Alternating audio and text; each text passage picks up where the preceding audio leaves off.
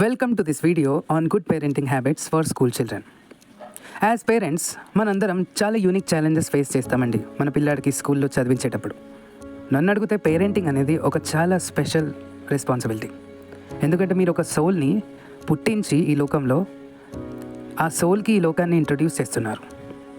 So అతని mind సెట్ని మీరు ఏ విధంగా అయినా డెవలప్ చేయొచ్చండి. సో ఇలాంటి కొన్ని పాజిటివ్ హ్యాబిట్స్ ఉంటాయి అన్నమాట. ఈ పాజిటివ్ హ్యాబిట్స్ని మనము కరెక్ట్గా ఫాలో అయితే మనము చాలా పాజిటివ్ వేలో వాళ్ళకు నావిగేట్ చేయొచ్చు అనమాట. సో 70% వర్క్ స్కూల్లో అయిపోతుంది, మిగతా 30% వర్క్ ఈ positive habits as a parent మీరు మీ పిల్లలకి చేపించాలి. మీరు అది ఫాలో అవ్వాల్సింది ఉంటుంది. ఈ హ్యాబిట్స్ ఏంటి? Let's go and see. ఈ పాజిటివ్ హ్యాబిట్స్ వాళ్ళను ఒక మంచి గ్రేస్ మరియు మంచి కాన్ఫిడెంట్ పర్సన్గా మారుస్తాయి. అయితే ఫస్ట్ మాట్లాడుకుందాం వాళ్ళ లంచ్ టైం వోస్ గురించి. The promises of lunch time.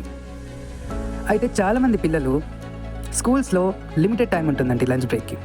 అలాంటి లంచ్ బ్రేక్ లిమిటెడ్ టైం ఉన్న టైంలో మనం ఏం చేస్తామంటే పిల్లల కోసం ప్రేమ ఎక్కువైపోయి, కొంచెం వాళ్ళ కోసం కంపాషన్ కైండ్నెస్ ఎక్కువైపోయి, లవ్ ఎక్కువైపోయి, యాజ్ ఎ పేరెంట్ ఆ కండిషనింగ్ వల్ల మనం వాళ్ళ సైజ్ కన్నా ఎక్కువ టిఫిన్ బాక్స్ కట్టి ఇచ్చేస్తాం.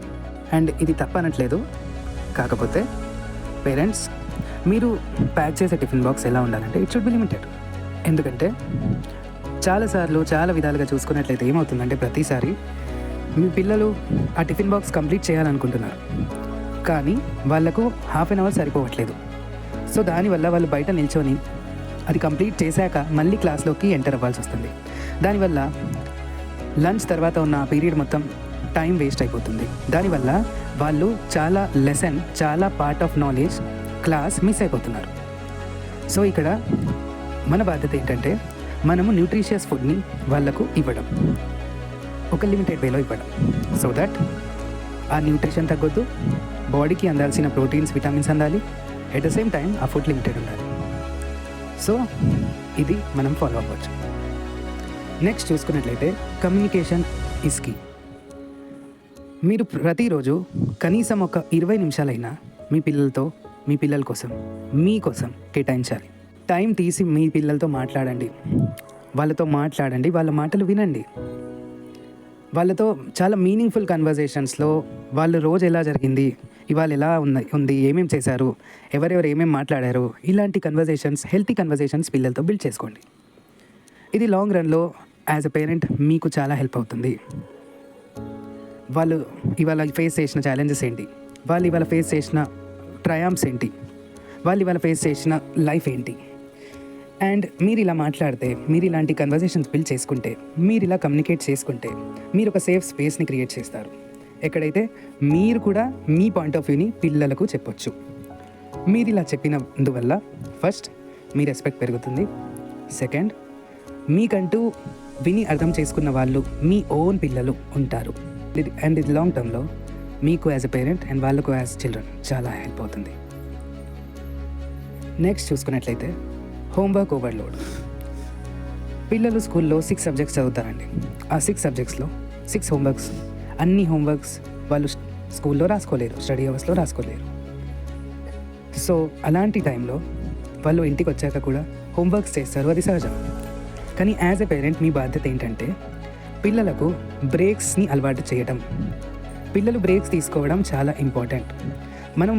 మనం ఒక పని కాన్స్టెంట్గా చేస్తున్నప్పుడు బ్రేక్ తీసుకుంటున్నామంటే అర్థం ఏంటంటే ఫస్ట్ మనము ఆ ఫీల్డ్ నుంచి కాసేపటి కోసం బయటకు వచ్చి కొంచెం రిలాక్స్ అయ్యి మళ్ళీ కాసేపు అయినాక మళ్ళీ అక్కడికి వెళ్తే మన అవుట్పుట్ పెరుగుతుంది, మన ప్రొడక్టివిటీ పెరుగుతుంది. సో ఈ టెండర్ ఏజ్ నుండే వాళ్ళు బ్రేక్ తీసుకోవడం మొదలు పెడితే, వాళ్ళకు అలవాటు అవుతే వాళ్ళు ప్రొడక్టివ్గా ఉంటారు, ఇంకా ఎఫిషియెంట్గా ఉంటారు, స్ట్రెస్ తక్కువ తీసుకుంటారు. అండ్ మనిషి స్ట్రెస్ తక్కువగా తీసుకుంటే ఎఫిషియన్సీ అంత పెరుగుతుంది, ఎఫిషియన్సీ ఎంత పెరిగితే రిజల్ట్స్ అంత పెరుగుతాయి. So as a parent please take care of this two. Next is screen time management is crucial. మీరు ఫోన్స్, టీవీస్ ఎలాంటి స్క్రీన్ అయినా సరే అండి, స్క్రీన్స్ ఇవ్వండి, కానీ రీజనబుల్ లిమిట్, దానికి ఒక లిమిట్ పెట్టండి. పర్ డే ఇంత మాత్రమే చూడాలి, పర్ డే ఇంత మాత్రమే.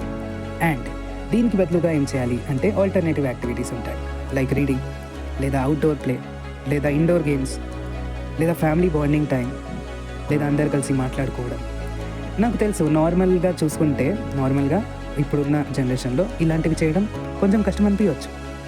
అండ్ మెజారిటీ చేయరు ఇది. మోస్ట్ ఆఫ్ ద మనుషులు ఇది చేయరు. దానివల్ల చాలా ప్రాబ్లమ్స్ కూడా ఫేస్ చేస్తారు. మీరు ఆ సైకిల్ నుంచి బయటపడాలంటే మీరు ఇలాంటి కొన్ని న్యూ ఐడియాలజీస్ని మీ లైఫ్లో ఇంప్లిమెంట్ చేయాలి. మీరు బతికినంత కాలం టైం సైకిల్ నుంచి బయటపడరు. మీరు ఒక కొత్త టైం సైకిల్ని క్రియేట్ చేసుకోవాలి, అంతే. Next, emotional support is essential. జీవితం అంటే గెలుపులు మాత్రమే కాదండి. జీవితంలో గెలుపు ఎంత ఇంపార్టెంటో ఓటమి కూడా అంతే ఇంపార్టెంట్. ఎందుకంటే మనిషి ఓటమిని చూస్తే కానీ గెలుపుకి వాల్యూ ఇవ్వడు. మనిషి చీకటిలో ఉంటే కానీ వెలుగుకి వాల్యూ ఇవ్వడు. కాబట్టి జీవితంలో వెలుగు మరియు చీకటి రెండు ఈక్వల్లీ ఇంపార్టెంట్. అదేవిధంగా మీ బాబు ఇవాళ ఓడిపోయాడని అదొక బాధలాగా చూసి దాన్ని మాత్రమే నమ్మి దాన్ని మాత్రమే ఆలోచనలో పెట్టుకొని ఒక బ్యాడ్ డెసిషన్ తీసుకోవడం కన్నా లాంగ్ టర్మ్గా ఆలోచించి ఆ పర్సన్ మీ బాబుని నమ్మి మీ పాపని నమ్మి ఇప్పుడిప్పుడే నేర్చుకుంటుంది, ముందుకెళ్ళి ఎదుగుతుంది అనే మైండ్ సెట్ మీరు తెచ్చుకొని అప్పుడు ఒక ఎమోషనల్ సపోర్ట్, ఒక కేర్, ఒక కంపాషన్, ఒక ప్రేమ, ఒక ఆదరం పిల్లల వైపు చూపిస్తే ఆ పిల్లలు కూడా మీ వైపు అంతే ఆదరం చూపిస్తారు.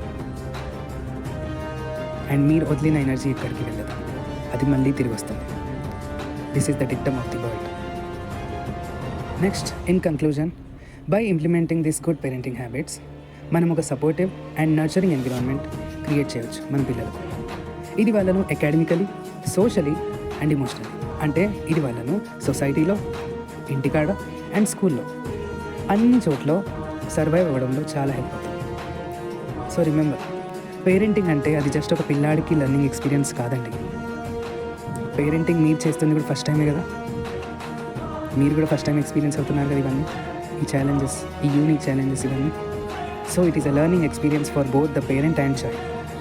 So let's embrace it together.